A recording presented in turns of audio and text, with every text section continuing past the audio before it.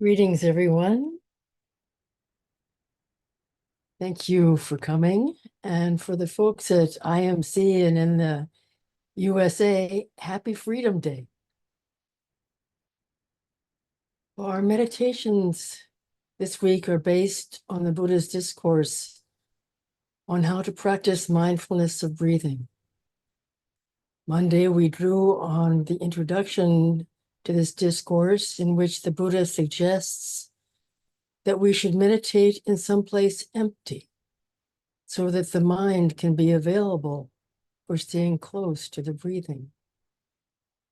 Tuesday, we meditated with the first two steps of the Buddha's instructions to know our breathing intimately, knowing the texture and quality of each in-breath and each out-breath, such as whether it's long or short,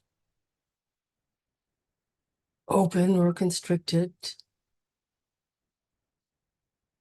And yesterday, we followed the third step in which we moved from knowing to training by experiencing the whole body as we breathe in and breathe out. Training is a bit more active than knowing, and we'll continue in training mode today and tomorrow with our attention still anchored in the body. But we're also continuously aware of the breathing in our peripheral awareness. Today, we'll work with the fourth step in which the Buddha instructs us. One trains, I will breathe in, calming the bodily constructs. One trains, I shall breathe out, calming the bodily constructs. So these bodily constructs are the translation of Gil's translation of the Pali word sankhara, which literally means making together and is often translated as formations. The idea of making together suggests that the Buddha is talking about the unity of body and mind. Our bodily constructs include all its tensions, movements, or activities, whether subtle or gross. These tensions in the body usually have their origin in the mind. So essentially, the task today is relaxing the body, all the while keeping in our peripheral awareness the whole cycle of breathing.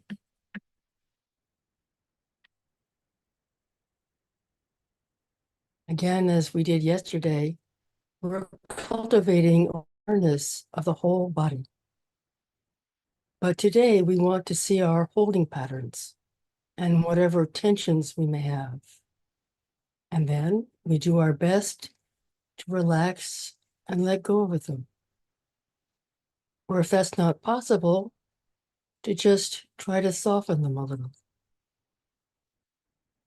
We can trust that the body doesn't want to stay tense. And if you find something you can't relax, maybe just acknowledge it by gently breathing into it. It's okay. So let's begin our meditation on relaxing the body by gently closing the eyes, relaxing and softening any small physical tensions around or behind the eyes.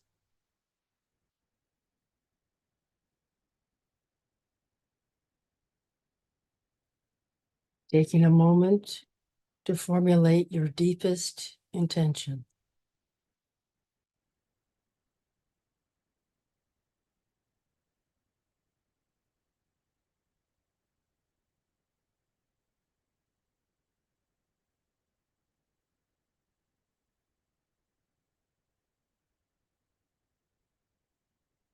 Now assuming a calm, stable, and grounded posture that can help you avoid any inclination to move. Staying with the breath and bringing compassion and care to the body as we do a soft body scan. Straightening the spine and relaxing everything else. Downwards, head to the face, the neck, relaxing into the shoulders, the arms and hands, relaxing the front and back of the torso, and letting go in the pelvis, the legs, and the feet. Still aware of the body and the breath, establish your mental posture by letting go of having to be someone.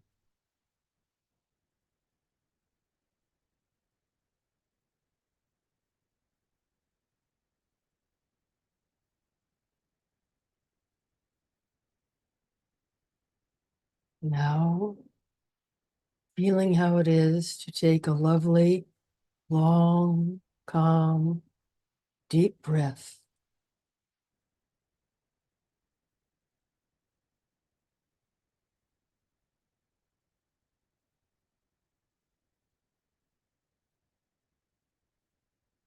And gently letting the breathing return to normal as you stay grounded, resting in relaxing the body, breathing in, breathing out.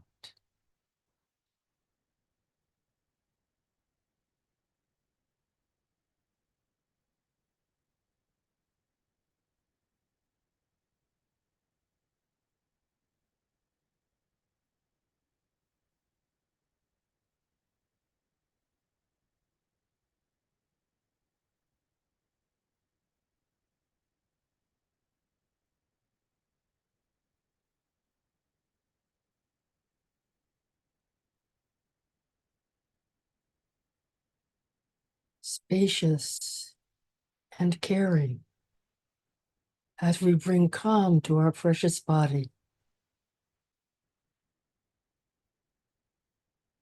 Keep practicing like this.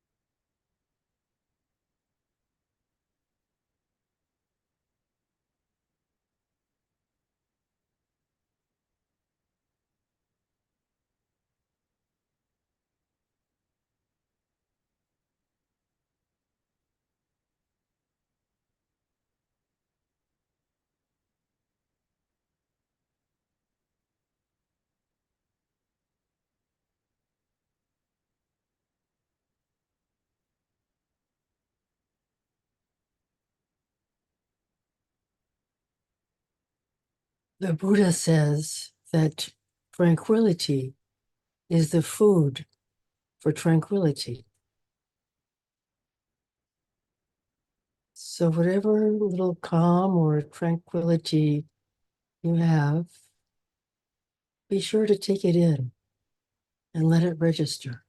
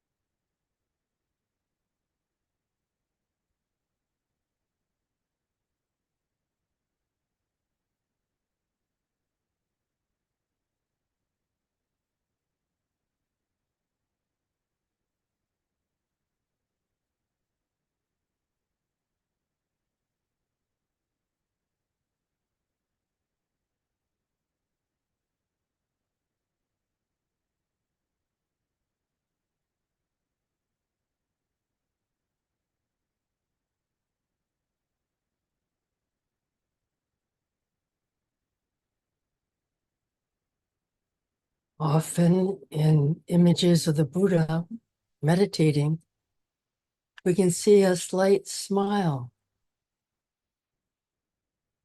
on his face. So bring your attention for a moment to your face and see if you can relax anything in your forehead.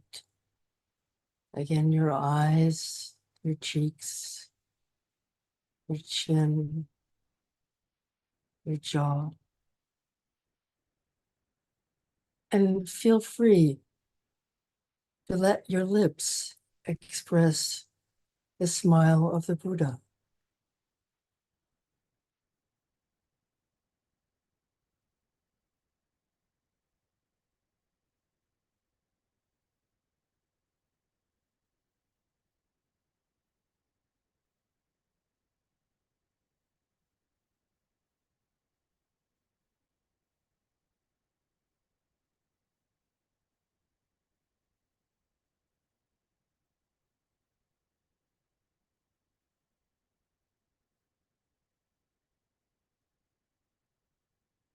And you trust relaxing,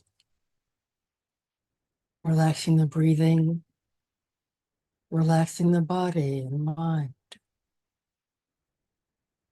If possible, try not to move, knowing that stilling the physical body goes a long way to also quieting the mind.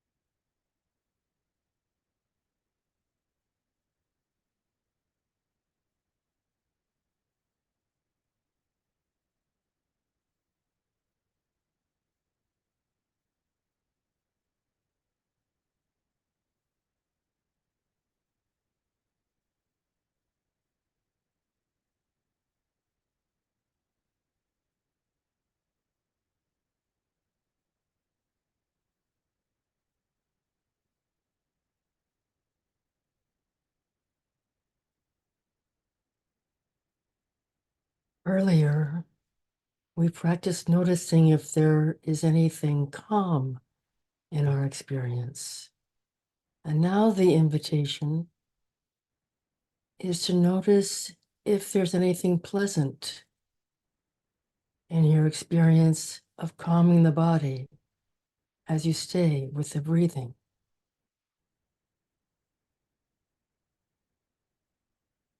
Or perhaps you can even enjoy being here in the body, breathing calmly. If so, let that enjoyment register.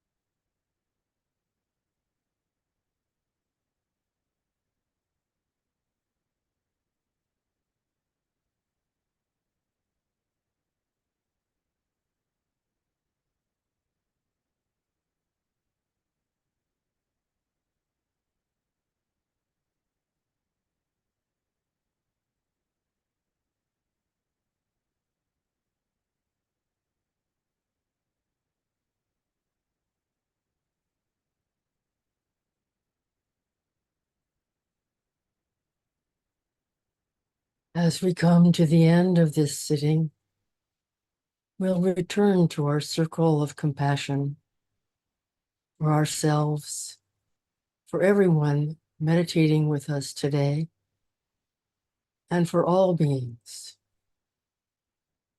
May all beings be safe and protected. Being safe, may all beings, including ourselves, be happily at ease. May all beings abide in peace. And may all beings everywhere be free.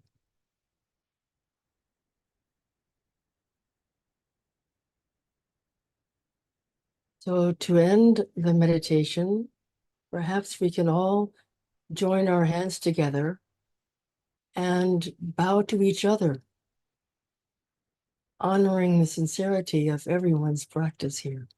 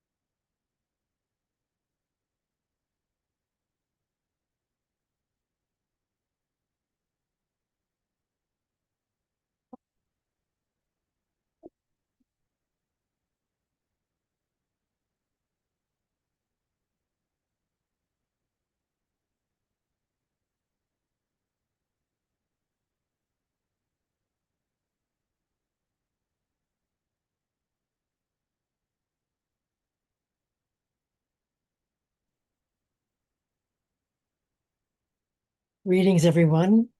Good to be here with you.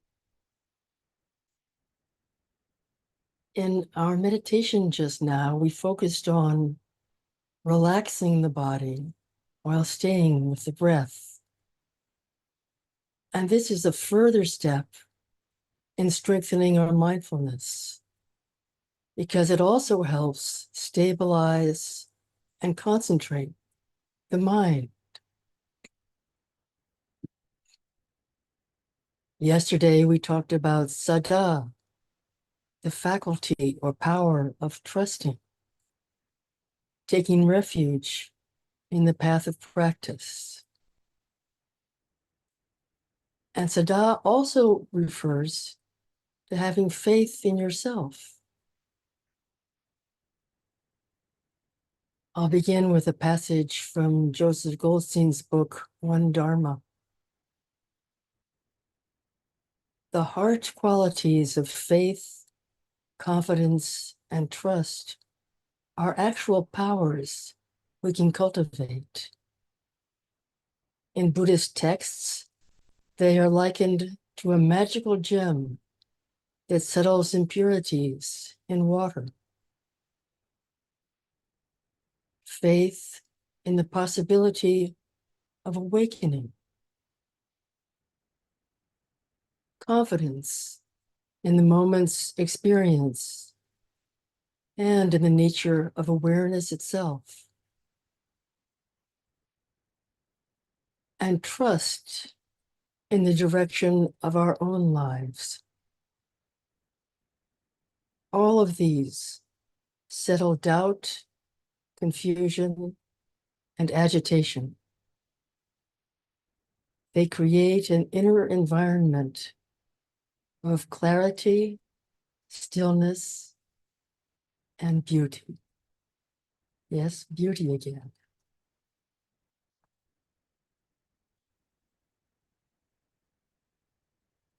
Earlier in the week, I stressed that the good news is that we have agency. And one of my heroes, Deepa Ma, said, you can do anything you want to do.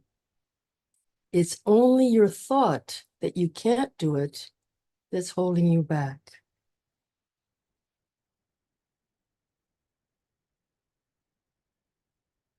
Faith grounded in wisdom is also one of the 7 mental qualities that support the development of equanimity. Sada opens us to what is greater than the ego's concerns. We open up to the possibility of freedom and come to understand that our limitations, our separateness, our fears are actually the material for which we discover the truth of our wholeness.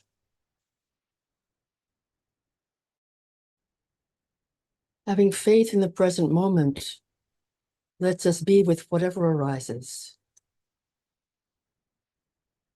And that in turn allows us to investigate whatever difficulties arise. The awakening factor of investigation is what gives us the wisdom to make wholesome choices about what we do in each moment.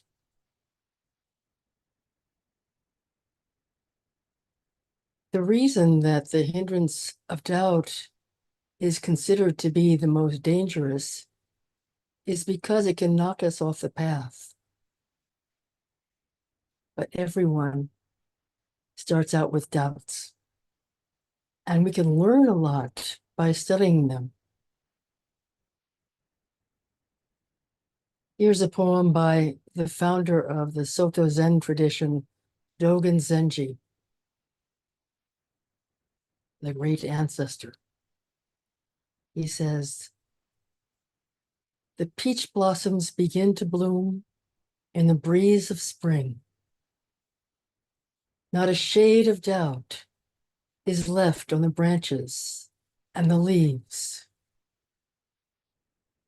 Though I know that I shall meet the autumn moon again, how sleepless I remain on this moonless night.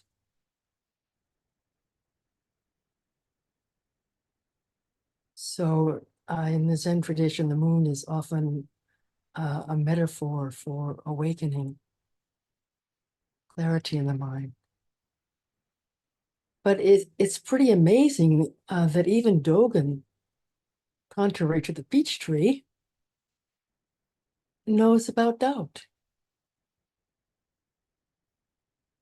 And what's important is that we don't identify with our doubts. Instead, we can watch the whole process of doubting, asking who it is that doubts, seeing how doubts come and go. And another problem with doubt is that it takes us away from the direct experience of the moment. So if you have doubts, see if you can step outside of them so that you're no longer victimized by doubting.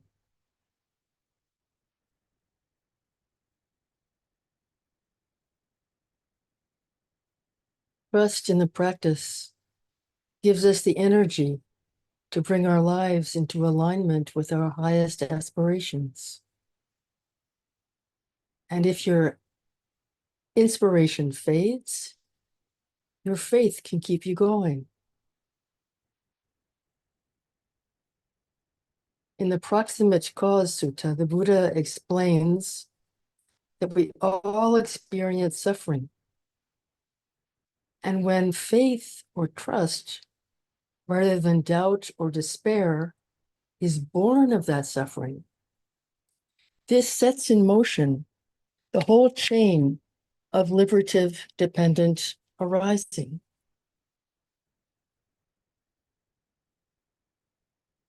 Which actually begins with suffering and then leads to gladness and joy and all the way to complete liberation.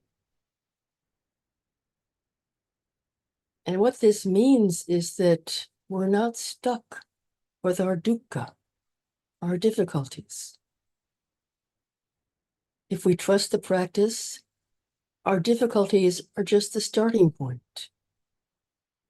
They lead to gladness when we have no doubt that we're on a path we trust. The hindrance of doubt manifests in two basic ways: doubt in the Buddha's teaching and doubt in oneself.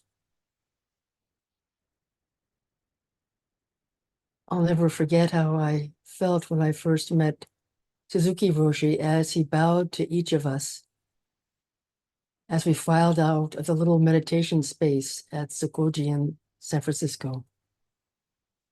And in that bow, he wordlessly communicated that he literally saw me as a Buddha. And I was moved beyond words. 6 days later, I heard him teach, and somehow I knew, beyond the shade of a doubt, that I was in the presence of a great teacher, and I'd give up anything to become his disciple.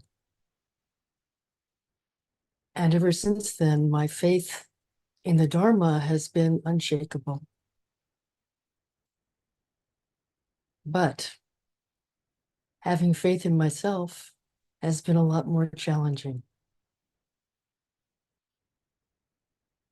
I know it's true that many of us tend to be loyal to our suffering and to seeing ourselves as inadequate or damaged. One of the challenges for me has been the tyranny of perfectionism. A powerful lesson from my childhood was that if I'm not perfect, I'm not safe. But actually, we can trust that we're all fine, just as we are, which means that we can all shine just as children do.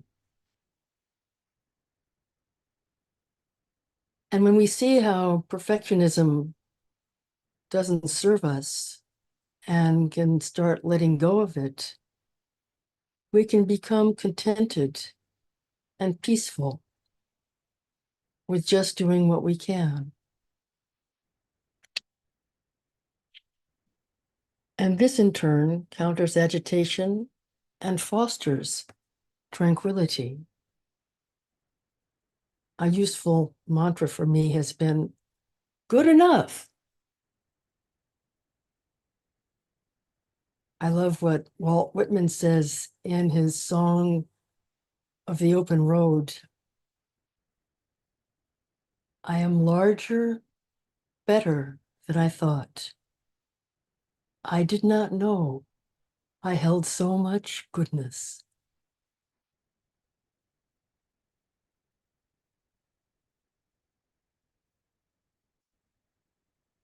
It's important not to be afraid of feeling insecure. After all, in this practice, our priority is to cultivate non-clinging. And as human beings, not clinging to anything is profoundly counterintuitive.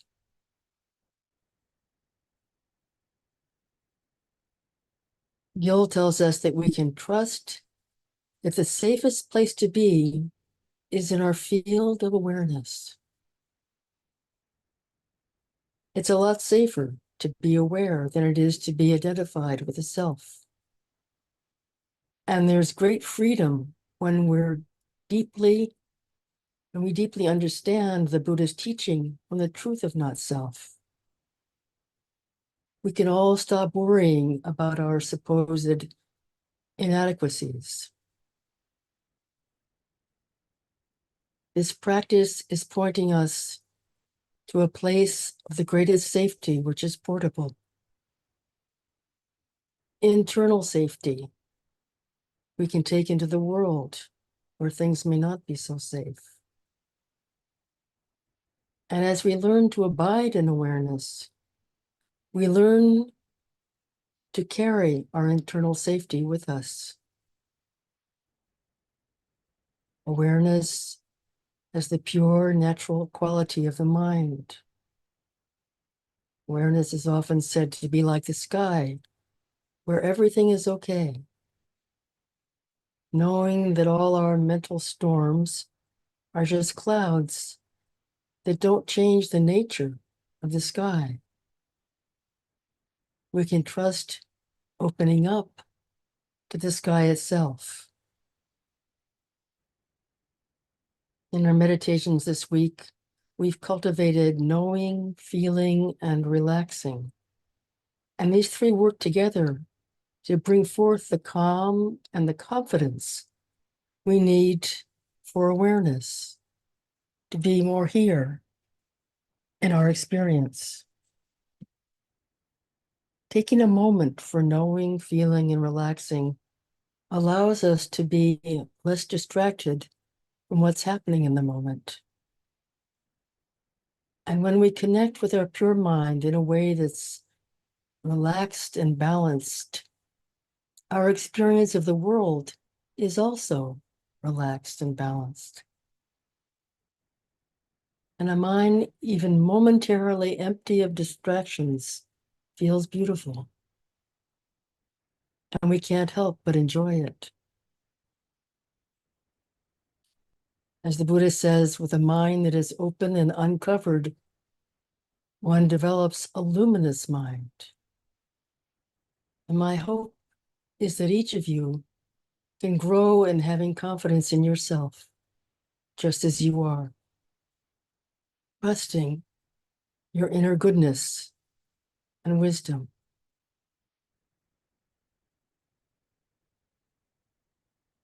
In the meditation today, we practiced trusting, relaxing. And in the talk just now, I emphasized the importance of trusting yourself. So if you'd like some homework for the next 24 hours, reflect on what you personally might do in order to cultivate trusting yourself. Are there any mental or physical habits you may want to let go of? Or how might you pause and relax more often? So take a piece of paper and jot down a few ideas, then get in touch with a friend to share your thoughts. Thank you.